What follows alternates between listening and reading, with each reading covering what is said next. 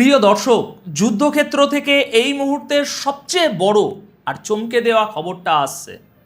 ভাবতে পারেন, প্রথমবারের মতো ইরানের সেনাবাহিনী সরাসরি একটা ওয়ার্নিং দিয়েছে।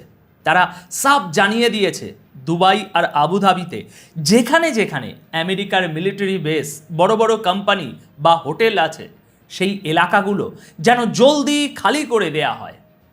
কেন এই ওয়ার্নিং? কারণ ইরানের ইসলামিক সেনার মুখপাত্র স্পষ্ট করে বলেছেন, আবুধাবি বা ফুজায়ার মতো এলাকাগুলোতে ইরান এবার তাদের ইতিহাসের সবচেয়ে বড় হামলাটা করতে যাচ্ছে। এখন আপনাদের মনে স্বাভাবিকভাবেই প্রশ্ন জাগতে পারে, হঠাৎ দুবাই বা আবুধাবি কেন টার্গেট হলো? ইউনাইটেড আরব আমিরাত কেন হঠাৎ করে ইরানের হিট লিস্টে চলে এলো? দর্শক, এর পিছনের কারণটা কিন্তু বেশ গুরুতর। ইরানের সেনার দাবি, আমেরিকা গতকাল ইরানের খার্গ আইল্যান্ডে যে প্রচণ্ড বোমা বর্ষণ করেছে। এই খার্গ আইল্যান্ড হলো ইরানের সবচেয়ে বড় অয়েল ডিপো এবং তেল রপ্তানির মূল কেন্দ্র। আর সবচেয়ে ভয়ঙ্কর ব্যাপার হলো, আমেরিকার সেনাবাহিনী এই হামলাটা চালিয়েছে ইউনাইটেড আরব আমিরাতের মাটি ব্যবহার করে। ঠিক এই কারণেই এবার ইউএইর উপর পাল্টা এবং ভয়াবহ হামলা চালাতে যাচ্ছে ইরান। এখন প্রশ্ন হলো, এই হামলাগুলো ঠিক কোথায় হবে আর কখন হবে? দেখুন, সঠিক সময় বলাটা মুশকিল হলেও আরবি মিডিয়াগুলোর রিপোর্ট থেকে বেশ কিছু প্রাইম টার্গেটের নাম উঠে আসছে। এর মধ্যে একদম টপ লিস্টে আছে ইউএইর জেবল আল ফ্রি জোন এলাকা, যেখানে আমেরিকার বিশাল আধিপত্য রয়েছে। এছাড়া আমেরিকার যতগুলো মিলিটারি বেস আছে সেগুলোও এই টার্গেটে রয়েছে। বাদ যাচ্ছে না এয়ারপোর্টগুলোও। এর মধ্যে দুবাই ইন্টারন্যাশনাল এয়ারপোর্টও হামলার শিকার হতে পারে। আর অর্থনৈতিক দিক থেকে দেখলে গালফ বা উপসাগরীয় অঞ্চলের সবচেয়ে বড় ফিনান্সিয়াল হাব হলো দুবাই। সেখানে থাকা সিটি ব্যাংক বা ব্যাংক অফ আমেরিকার মতো আমেরিকান ব্যাংক, বিভিন্ন আমেরিকান কোম্পানি, এমনকি আমেরিকার সাথে লিঙ্ক থাকা যে কোনো আবাসিক এলাকা বা হোটেলেও এগুলোও এখন চরম একটা ঝুঁকির মধ্যে আছে। ইরানের মুখপাত্র আজ সরাসরি এই ইঙ্গিতই দিয়েছেন। কিন্তু ইরান হঠাৎ করে এতটা আক্রমণাত্মক হয়ে উঠল কেন? দেখুন, কারণটা হলো খোদ ডোনাল্ড ট্রাম্প সরাসরি নির্দেশ দিয়েছিলেন আমেরিকান সেনাবাহিনীকে গতকাল ইরানের সবচেয়ে বড় অয়েল এক্সপোর্ট সেন্টারে হামলা চালাতে। আপনাদের একটু বুঝিয়ে বলি, এই খার্গ আইল্যান্ড নামের ছোট্ট দ্বীপটা থেকেই ইরানের মোট তেলের 90% বিদেশে রপ্তানি হয়।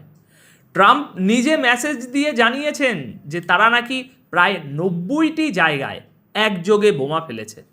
তাদের মূল লক্ষ্যই হলো ইরানের তেল রপ্তানির পুরো পরিকাঠামো বা ইনফ্রাস্ট্রাকচারকে একেবারে মাটির সাথে মিশিয়ে দেওয়া। তবে এখানে একটা সূক্ষ্ম ব্যাপার আছে। দুবাই, আবুধাবি বা আমেরিকান কোম্পানিগুলো খালি করার যে ওয়ার্নিং দেওয়া হয়েছে সেটা দিলেও ইরানের সেনার মুখপাত্র কিন্তু একটা কথা স্পষ্ট করে দিয়েছেন। তারা বলেছেন, ইউনাইটেড আরব আমিরাতের সাধারণ মানুষ তাদের কাছে ভাইয়ের মতো।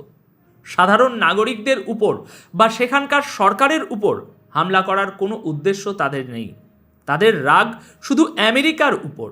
যেহেতু ইউএইর মাটি ব্যবহার করে আমেরিকা হামলা চালিয়েছে, তাই সেখানে থাকা আমেরিকান বেস, এয়ারপোর্ট বা আমেরিকার স্বার্থ সংশ্লিষ্ট সমস্ত জায়গাগুলোতেই তারা আঘাত আনবে। কিন্তু দর্শক, ইরানের এই আশ্বাসের পরও কি দুবাই শান্ত আছে? আমি বলি একদমই না। দুবাই আর আবুধাবিতে এখন চরম আতঙ্ক আর হুড়োহুড়ি পড়ে গেছে। বিশ্বাস করুন, পরিস্থিতি এতটাই থমথমে যে ওখানকার ধনী লোকেরা প্রাইভেট চার্টার্ড ফ্লাইটে করে শহর ছাড়তে শুরু করেছেন। সাধারণ মানুষ, বিশেষ করে যারা এয়ারপোর্টের কাছাকাছি বা জেবল আলী পোর্টের আশেপাশে বা আমেরিকান কোনো কোম্পানির কাছাকাছি থাকেন, তারা প্রাণ ভয়ে ওই এলাকাগুলো ছেড়ে নিরাপদ আশ্রয়ে ছুটছেন। যে দুবাই শহর সবসময় দেশি বিদেশি ট্যুরিস্টদের ভিড়ে গমগম করত, সেই শহরে এখন চরম অস্বস্তি আর আতঙ্কের ছায়া। রাস্তাঘাট একেবারে শুনশান। দেখলে মনে হবে গোটা শহরটা যেন একটা নিস্তব্ধ মরুভূমিতে পরিণত হয়েছে। মানুষজন ঘর থেকে বেরোচ্ছে না, আর যারা বেরোচ্ছে তারা নিতান্তই বাধ্য হয়ে বেরোচ্ছে। দর্শক, এখন সবচেয়ে বড় প্রশ্নটা হলো, আমেরিকা আর ইরানের এই যুদ্ধ কি তাহলে একটা দীর্ঘস্থায়ী রূপ নিতে যাচ্ছে? গতকাল যেভাবে ট্রাম্প ইরানের অয়েল এক্সপোর্ট সেন্টারকে টার্গেট করলেন, এর জবাবে ইরানও কি এবার আমেরিকানদের উপস্থিতি আছে এমন অয়েল রিফাইনারি বা অয়েল ডিপোগুলোতে পাল্টা হামলা করবে?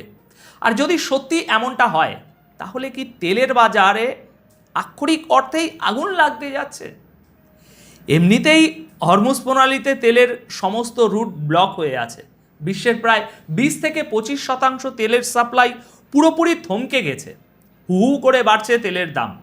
এই অবস্থায় যদি তেলের ডিপোগুলোই টার্গেট হতে শুরু করে, তাহলে গোটা গালফ বা উপসাগরীয় অঞ্চলের ভবিষ্যৎ আসলে কোন দিকে যাচ্ছে? আপনাদের কি মনে হয়? পরিস্থিতি কি হাতের বাইরে চলে যাচ্ছে? কমেন্ট করে অবশ্যই আপনাদের মতামত জানাবেন। দর্শক, খবরের আপডেট তো আপনাদের দিলাম, কিন্তু এবার আসুন একটু গভীরে গিয়ে আসল খেলাটা একটু বোঝার চেষ্টা করি আমরা। দেখুন, একটু ঠান্ডা মাথায় ভেবে দেখুন তো দর্শক, আমেরিকা হাজার হাজার মাইল দূর থেকে এসে মধ্যপ্রাচ্যের দেশগুলোর ঘাড়ে বসে আরেকটা স্বাধীন দেশের উপর যখন খুশি বোমা ফেলবে, আর সবাই চুপ করে সেটা মেনে নেবে। সেই দিন কি আর আছে? একদমই নেই। ট্রাম্পের নির্দেশে এই হামলা আসলে আমেরিকার কোনো শক্তির প্রমাণ নয়, বরং এটা তাদের চরম হতাশা আর ক্ষোভের বহিঃপ্রকাশ। অন্যদিকে ইরানের স্ট্র্যাটেজিটা একবার খেয়াল করুন। এটা জাস্ট একটা মাস্টার স্ট্রোক। পশ্চিমা বিশ্ব সবসময় চেয়েছে আরব দেশগুলোর সাথে ইরানের একটা যুদ্ধ বাঁধিয়ে দিতে। মুসলমানের সাথে মুসলমানের রক্তক্ষয়ী যুদ্ধ লাগিয়ে তারা বসে বসে তামাশা দেখবে আর নিজেদের অস্ত্র বিক্রি করবে। এটাই তো তাদের চিরকালের পলিসি। কিন্তু ইরান কতটা বুদ্ধিমত্তার সাথে তাদের সেই ফাঁকটা এড়িয়ে গেল খেয়াল করেছেন? ইরান খুব পরিষ্কার করে জানিয়ে দিল, আরবের সাধারণ মানুষ আমাদের ভাই। আমাদের ক্ষোভ তাদের উপরে নয়, আমাদের ক্ষোভ ওই দখলদার আমেরিকার উপর।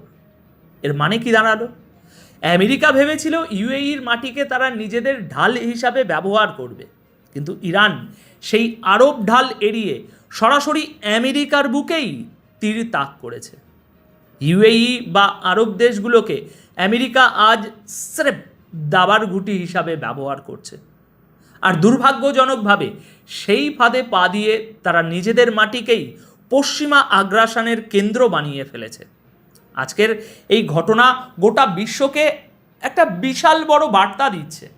একটা সময় ছিল যখন আমেরিকা চোখ রাঙালে মধ্যপ্রাচ্যের দেশগুলো ভয়ে কাঁটা হয়ে থাকতো, কিন্তু ইরান আজ চোখে চোখ রেখে প্রমাণ করে দিল যে পশ্চিমাদের সেই মনোপলি, সেই দাদাগিরি আর চলবে না। আপনি অন্যের ঘরে বসে তার গায়ে আগুন লাগাবেন, আর সেই আগুনের আঁচ আপনার নিজের গায়ে লাগবে না। এই অহংকার ভেঙে চুরমার হয়ে গেছে। যারা এতদিন বলতো ইরান শুধু ফাঁকা আওয়াজ দেয়, তারা আজ দুবাই আর আবুধাবির এই থমথমে আর আতঙ্কিত চেহারাটা দেখলেই সমস্ত উত্তর পেয়ে যাবেন। সত্যি বলতে কি, মধ্যপ্রাচ্যের বুক থেকে পশ্চিমাদের এই খবরদারির দিন হয়তো এবার সত্যিই ফুরিয়ে আসছে। আত্মসম্মান নিয়ে মাথা উঁচু করে দাঁড়াতে গেলে যে সাহসের দরকার হয়, সেটা অন্তত আজ বিশ্ববাসী দেখছে। আমেরিকার এই খবরদারি কি আদেও মেনে নেওয়ার মতো, নাকি ইরান তার নিজের মাটি আর আত্মসম্মান রক্ষায় একদম সঠিক সিদ্ধান্ত নিয়েছে? কমেন্ট বক্সে অবশ্যই জানাবেন আপনাদের মন্তব্য। দেখা হচ্ছে পরের ভিডিওতে। ভালো থাকবেন, সুস্থ থাকবেন। ধন্যবাদ আপনাদের সকলকে।